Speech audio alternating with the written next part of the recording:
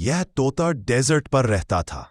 एक दिन तोता डेजर्ट का चक्कर काट रहा था। तभी उसे एक सूखी तालाब पर तड़पता हुआ मगरमच्छ दिखता है। फिर तोता मगरमच्छ को बचाने का सोचता है और मगरमच्छ को एक ट्रॉली पर बिठाकर डेजर्ट पर ले आता है।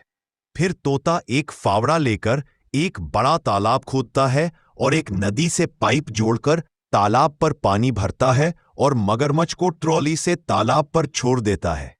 मगरमच्छ अब आजादी से तालाब पर तैरने लगता है। तोता की मेहनत के लिए लाइक सब्सक्राइब कर दो।